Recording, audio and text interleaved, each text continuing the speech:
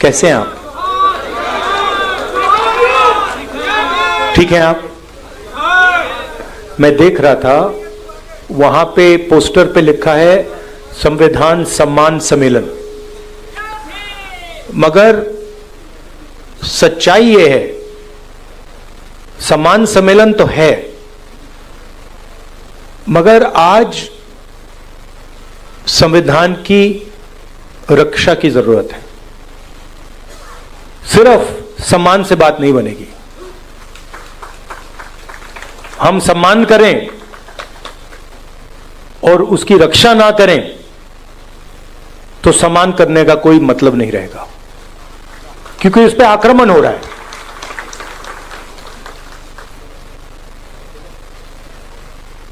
जबरदस्त आक्रमण हो रहा है,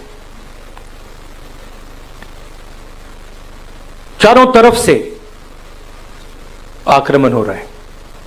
सिर्फ एक व्यक्ति, मोदी जी, अमित शाह जी, सिर्फ एक दो व्यक्ति आक्रमण नहीं कर रहे हैं। अलग अलग फोर्सेस, अलग अलग शक्तियां इस पर आक्रमण कर रही हैं। कोई आगे से, कोई पीछे से, कोई साइड से, कोई ऊपर से, और इनका लक्ष्य है कि संविधान किसी ना किसी तरीके से या खत्म हो जाए या फिर खोखला बना दिया जाए।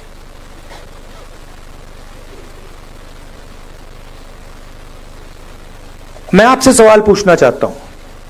ये आप अपने हाथ में पकड़े हैं, उठाइए इसको जरा। ये कब बना? ये कब बना?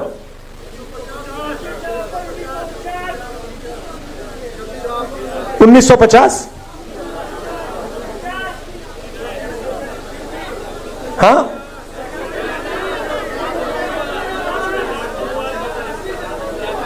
किस साल बना ये? एक व्यक्ति बोलिए, एक व्यक्ति बोलिए, आप बोलिए। 1949। कोई कह रहा है 1950, कोई कह रहा है 1949, कोई कह रहा है 1947। ठीक है, तो मैं आपसे अब दूसरा सवाल पूछता हूं। अगर बिरसा मुंडा जी नहीं होते तो ये बनता? अगर नारायण गुरु जी नहीं होते तो ये बनता? अगर बसवन्ना जी नहीं होते तो ये बनता? अंबेडकर जी नहीं होते तो ये बनता?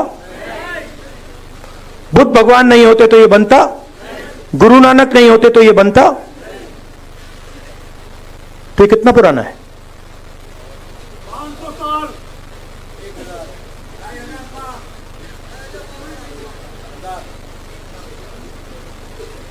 आपने कहा कि ये 50 साल पुराना है, 70 साल पुराना है, मगर ये 50 साल पुराना नहीं है, ये 70 साल पुराना नहीं है। ये इसके पीछे जो सोच है वो हजारों साल पुरानी सोच है। और सबसे पहले ये गुरु नानक जी, बिरसा मुंडा जी, अंबेडकर जी, गांधी जी, बसवन्ना, नारायण गुरु, बुद्ध भगवान, उनकी सोच ने बनाया है। और ये जो लड़ाई चल रही है ये 50-70 साल पुरानी लड़ाई नहीं है, ये हजारों साल पुरानी लड़ाई है। तो अगर ये कॉन्स्टिट्यूशन बिरसा मुंडा जी की सोच का है, गुरु नानक, महावीर, बुद्ध भगवान, महावीर जी, अगर ये इनकी सोच का है तो इसके विरोध में कौन सी किताब है?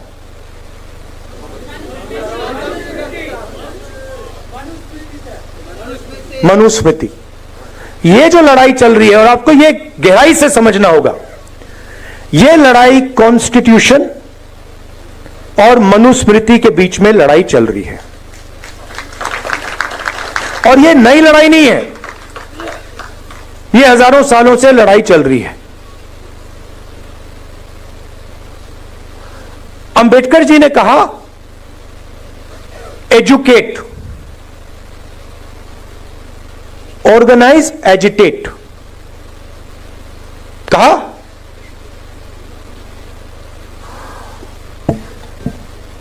तो जब वो कह रहे हैं एजुकेट, एजुकेट का मतलब क्या?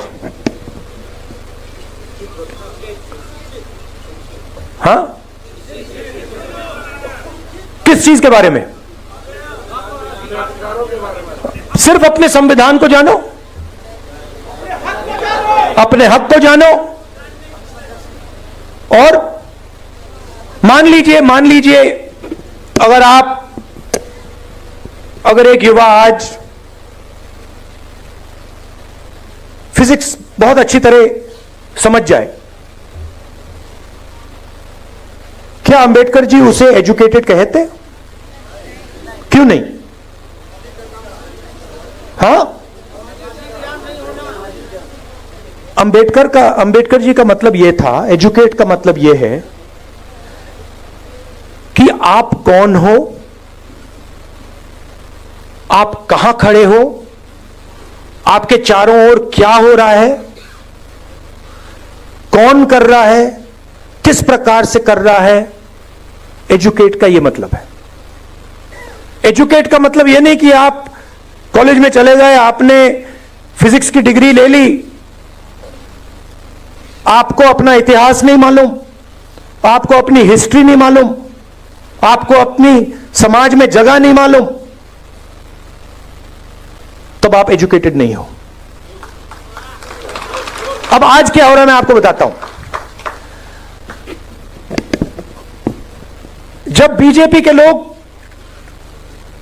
आदिवासी को वनवासी कहते हैं, तो वो क्या करने की कोशिश कर रहे हैं? आपका जो इतिहास है, आपका जीने का तरीका है,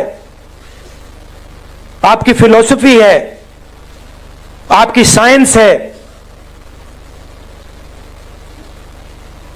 मेडिकल साइंस है, जिसको आप हजारों साल से चला रहे हो,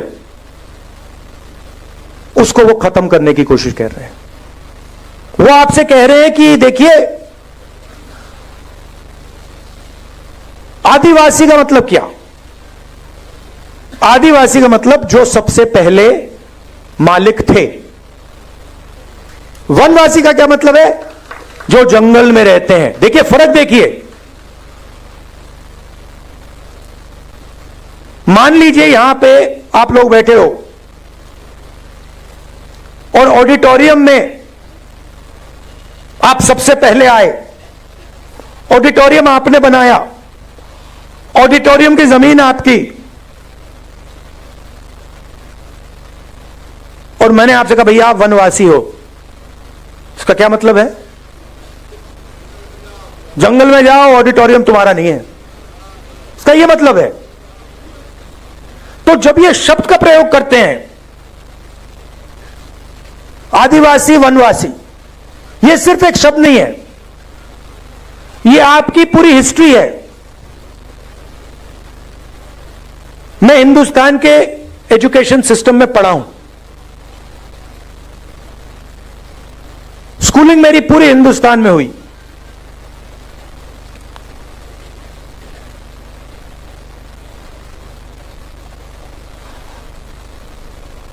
पूरा का पूरा जोड़ दीजिए तो आदिवासियों के बारे में आधा चैप्टर मिलेगा, 10-15 लाइन मिलेंगी कि हां हिंदुस्तान में आदिवासी भी हैं, मगर इनकी हिस्ट्री क्या है, इनके जीने का तरीका क्या है, इनके सोचने का तरीका क्या है, इनकी साइंस क्या है, इनकी पॉलिटिक्स क्या है, उसके बारे में कुछ नहीं। मैं हिंदुस्तान के सिस्टम में स्कूलिंग मेरी यहां हुई, दलितों के बारे में एक लाइन, हां भाई अनटचेबिलिटी होती थी, मगर उनका दर्द, उन पर जो अत्याचार हुए, उनका जो अपमान हुआ, उनका जो इमेजिनेशन था, उनकी जो सोच थी, उनकी जो साइंस थी, उनकी जो फिलॉसफी थी, उसके बारे में कितना था? एक लाइन। आपने ओबीसी शब्द प्रयोग किया, अदर बैकवर्ड कास्ट, क्या ये आपका नाम है? ओबीसी अदर बैकवर्ड कास्ट मतलब हां, वो दूसरे पिछड़े लोग। किसने कहा कि आप पिछड़े हो? किस बेसिस पे कहा? आप इस देश को चलाते हो,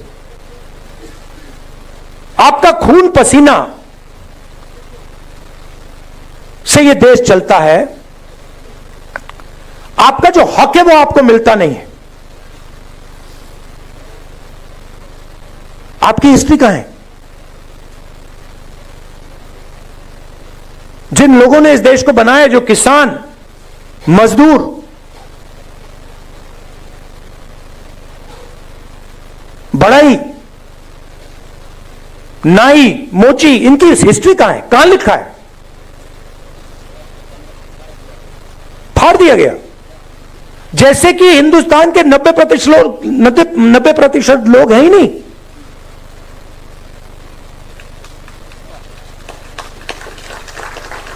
मतलब आप छुपे हुए हो।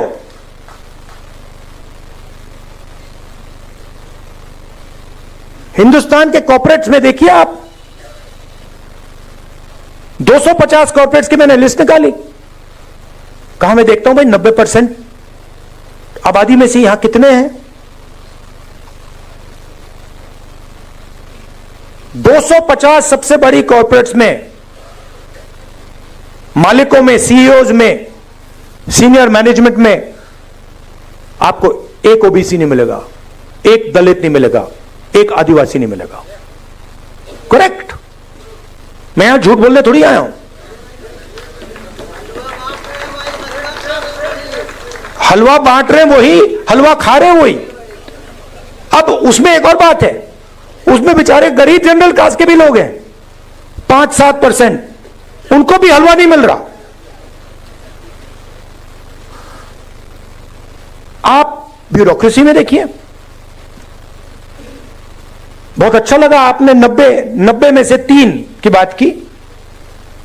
90 में से 3 ओबीसी, 3 दलित, 1 आदिवासी।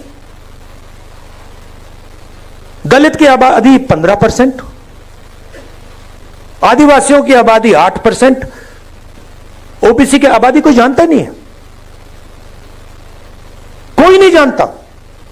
हम कह सकते हैं कि तकरीबन 50%।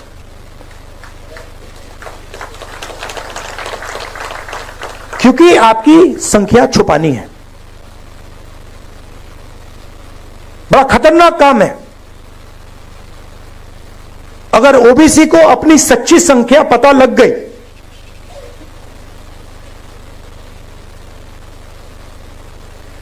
नब्बे में से 3, 50% आबादी, 90 में से 3। और अगर हिंदुस्तान की सरकार में 100 रुपए खर्च होते हैं तो 50% को 100 में से 5, 100 रुपए में से 5 रुपए का निर्णय लेने का मौका मिलता है। 3 अफसरों को पीछे बैठा रखा है। आपको कोई ओबीसी, दलित, आदिवासी फाइनेंस मिनिस्ट्री में नहीं मिलेगा, डिफेंस मिनिस्ट्री में, बड़ी बड़ी मिनिस्ट्री में कहीं नहीं मिलेगा। पीछे में बैठा हुआ है। 100 रुपए में से 5 रुपए का निर्णय ओबीसी अफसर लेते हैं, 100 रुपए में से 1 रुपए का निर्णय दलित अफसर लेते हैं, और 100 रुपए में से 10 पैसे का निर्णय आदिवासी अफसर लेते हैं।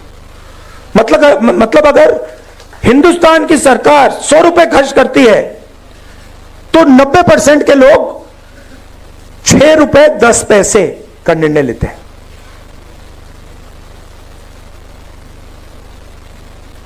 बॉलीवुड की बात करिए, बॉलीवुड में आपको दलित, आदिवासी,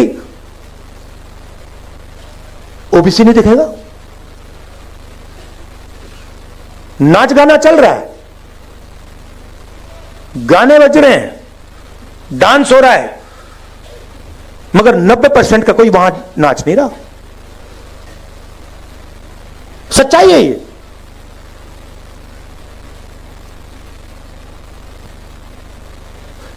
राष्ट्रपति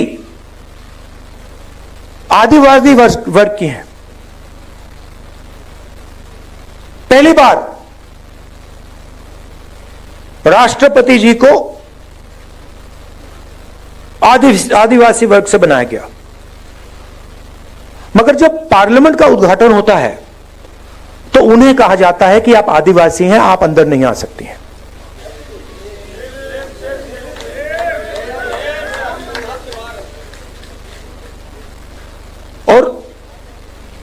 और उन्होंने मान लिया, एक्सेप्ट कर लिया। राष्ट्रपति हैं, राष्ट्रपति हैं। राम मंदिर, धूमधाम से राम मंदिर का उद्घाटन होता है, राष्ट्रपति जी से कहा जाता है आप आदिवासी हैं, आइए मत। अंबानी को बुलाया जाता है, अदानी को बुलाया जाता है, हिंदुस्तान के राष्ट्रपति जी से कहा जाता है आप नहीं आएंगे, आपकी जगह नहीं है।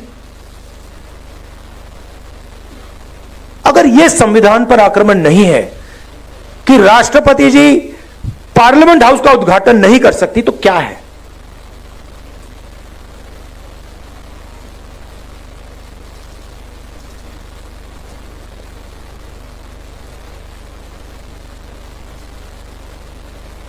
कहा गया था, संविधान में कहा गया है कि एक व्यक्ति को एक वोट का हक मिलेगा, ये इसमें लिखा है। और हिंदुस्तान का हर व्यक्ति एक जैसा है, कोई बड़ा नहीं है, कोई छोटा नहीं है, सबको वही हक मिलना चाहिए, कहा गया है। आप हिंदुस्तान की कोई भी संस्था देख लीजिए जो कॉन्स्टिट्यूशन को चलाती है, इस कॉन्स्टिट्यूशन की रक्षा कौन सी संस्था करती है बताइए? मीडिया करती है इसका? मीडिया को करना चाहिए? करती है? नहीं। इलेक्शन कमीशन इसकी रक्षा करता है? नहीं करता है। जो CBI, ED, income tax department के लोग हैं वो इसकी रक्षा करते हैं? नहीं। ब्यूरोक्रेसी के लोग इसकी रक्षा करते हैं? नहीं। क्यों? क्योंकि ये सारी की सारी संस्थाओं को बीजेपी ने कंट्रोल कर दिया है। पूरा देश जानता है कि मीडिया में 90% का कोई नहीं है। पत्रकारों को देखिए, एडिटर्स को देखिए, मालिकों को देखिए, मुझे बता दीजिए कौन सा अखबार है हिंदुस्तान में जिसको दलित, आदिवासी, पिछड़े वर्ग के लोग चला रहे हैं? मुझे बता दीजिए, मान जाऊं मैं। एक नहीं है। तो आपकी आवाज कहां है? कैसे निकल सकती है आपकी आवाज? आपकी आवाज आपके दिल में है, मगर हिंदुस्तान की संस्थाओं में नहीं है। Election commission, ministry, media, judiciary, कहां है आपकी आवाज? और फिर नरेंद्र मोदी जी कहते हैं मैं पिछड़ों का सम्मान करूंगा, दलितों का सम्मान करूंगा, आदिवासियों का सम्मान करूंगा, और फिर आपके हाथ से आपकी शक्ति छीन लेते हैं।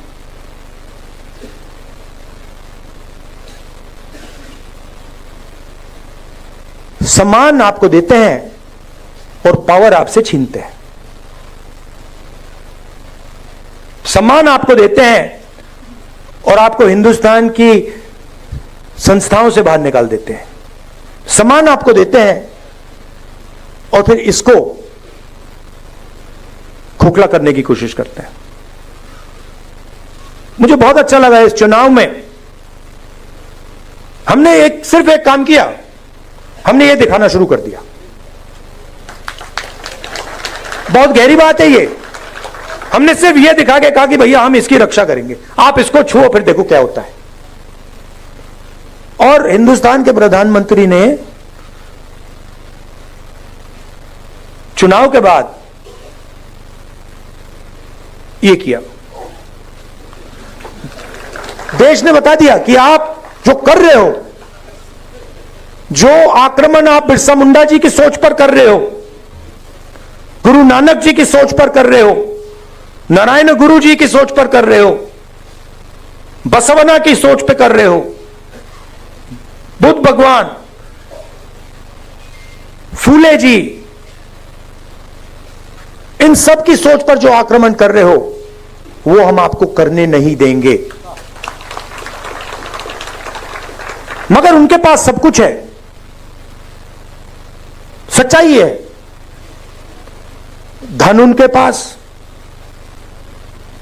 संस्थाएं उनके पास, मीडिया उनके पास, CBI, ED, income tax department. अब आप कहोगे भाई अगर सब कुछ उनके पास तो हमारे पास क्या है? हमारे पास सच्चाई है और हमें कुछ और नहीं चाहिए। आप ले लो, आप संस्थाएं ले लो, सब कुछ ले लो, धन ले लो, संस्थाएं ले लो, जब तक हमारे पास सच होगा सारा का सारा न्याय हमें मिलेगा। और यही इस चुनाव ने दिखाया है। हमारे पास मीडिया नहीं। मैं आपको बताऊं, कांग्रेस पार्टी के बैंक अकाउंट बंद कर दिए। बिना पैसे के कांग्रेस पार्टी ये चुनाव लड़ी है। आप सोचिए, हिंदुस्तान को लोकतांत्रिक देश कहा जाता है, सबसे बड़ी ऑपोजिशन पार्टी के बैंक अकाउंट बंद कर दिए, तब भी हम लड़े, सच्चाई के साथ लड़े, संविधान के साथ लड़े।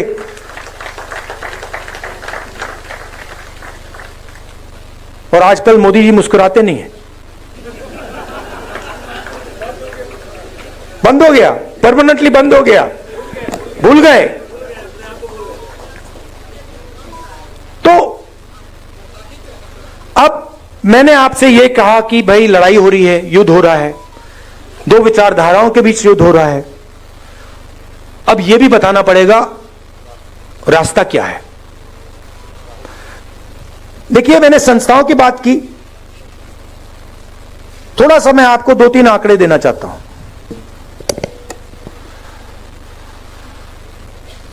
जीएसटी इस देश में कौन देता है? कौन देता है? 90% देता है। दलित, आदिवासी, पिछड़े वर्ग के लोग, गरीब, जनरल कास्ट के लोग देते हैं। ये आपने शर्ट कितने की खरीदी? ये आपने, हाँ आपने, ये कितने की खरीदी? 1,500 रुपए की। इस पे आपने जीएसटी कितनी दी? 18%। अगर यही, अच्छा, अगर यही शर्ट अदानी या अंबानी खरीदें तो जितना टैक्स आपने दिया उतना टैक्स वो देते हैं। जीएसटी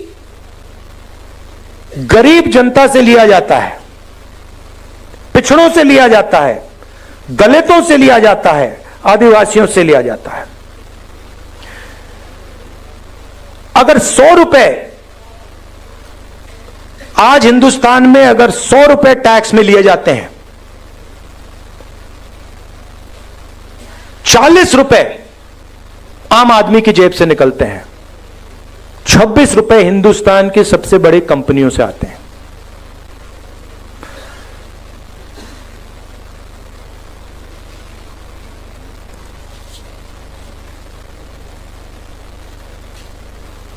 सबसे गरीब लोग,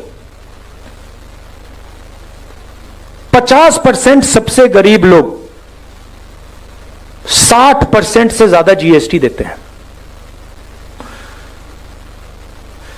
सबसे अमीर 10% लोग जीएसटी का 3% देते हैं। सबसे अमीर लोग 3% और सबसे गरीब लोग 2/3। सबसे अमीर 1% के पास हिंदुस्तान का 40% धन है। ये जो आपको दिखते हैं 25-30 अरबपति, इनके पास हिंदुस्तान का 40% धन है। और जो सबसे गरीब 50% लोग हैं, इनके पास 3% हिंदुस्तान का धन है। सबसे गरीब 50% के पास 3% धन और 1% के पास 40% धन। और अगर आप सबसे गरीब 50% को की आमदनी जोड़ दें तो उनकी पूरी आमदनी आप मिलाएंगे तो 13% बनती है। तो ये सिर्फ कॉन्स्टिट्यूशन पर आक्रमण नहीं हो रहा है,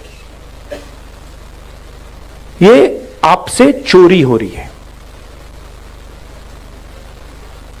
अब रास्ता क्या है? सबसे पहले हमने कहा है कि ये जो 50% का लिमिट लगा रखा है आरक्षण में, इसको हम, इस दीवार को हम तोड़ देंगे, हटा देंगे। और दूसरी बात, हम सच्चाई समझना चाहते हैं। हम समझना चाहते हैं कि इस देश में धन किसके हाथ में है, जमीन किसके हाथ में है, संस्थाएं किसके हाथ में है, कॉलेज यूनिवर्सिटी किसके हाथ में है।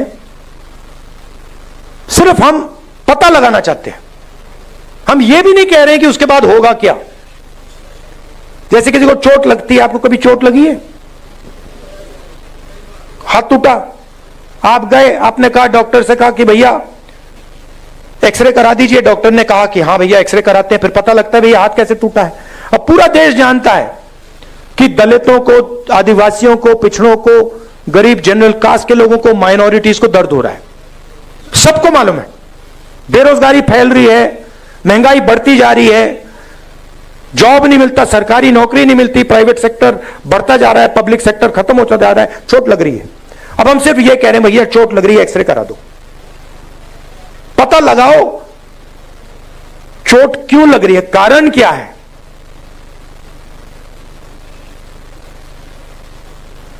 सामाजिक एक्सरे का माध्यम जाति जनगणना है। जाति जनगणना में हम 2-3 चीजें पता लगाना चाहते हैं। सबसे पहले,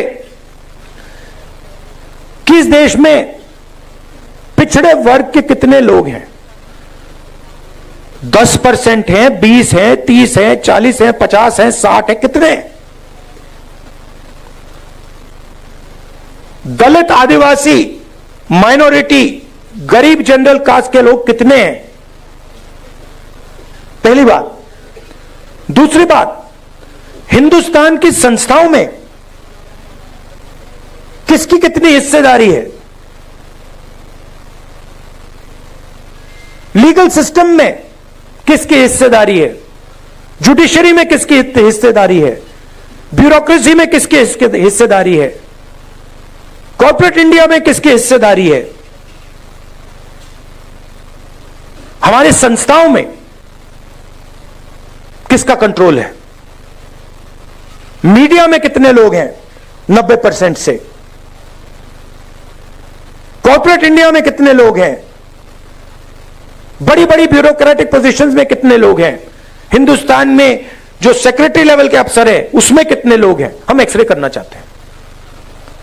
अब अगर आप अस्पताल जाते और आप डॉक्टर से कहते भैया मेरा हाथ टूटा हुआ है, लग रहा है हाथ टूटा हुआ है, हिला नहीं पा रहा हूं, एक्सरे करवा दीजिए, और डॉक्टर आपसे कहता नहीं एक्सरे नहीं कराऊंगा, तो आप क्या करते?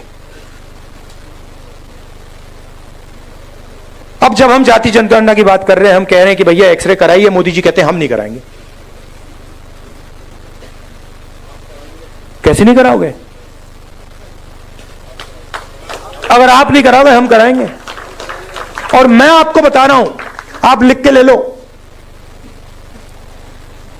जाति जनगणना को और ये जो 50% का बैरियर है ना, इसको अब कोई शक्ति नहीं रोक सकती है। जो करना है कर लो, जो करना है कर लो, आज नहीं तो कल। जो करना है कर लो, आज नहीं तो कल। जाति जनगणना, इंस्टीट्यूशनल सर्वे, 50% की जो दीवार है, ये कार्रवाई होगी ही होगी। मैं बता रहा हूं, मैं 20 साल के बाद राजनीति को समझता हूं। जो ये 90% को छुपाया जा रहा है, मिटाया जा रहा है, इनकी हिस्ट्री को खत्म किया जा रहा है, 90% में बहुत शक्ति है। आपके पास मीडिया नहीं है, मीडिया नहीं है आपके पास जुडिशरी नहीं है, आपके पास ब्यूरोक्रेसी नहीं है, मगर सच्चाई आपके साथ है। और यह काम मिलकर होगा, यह बंटने से काम नहीं होने वाला है। एक आवाज से मिलकर यह काम करना पड़ेगा,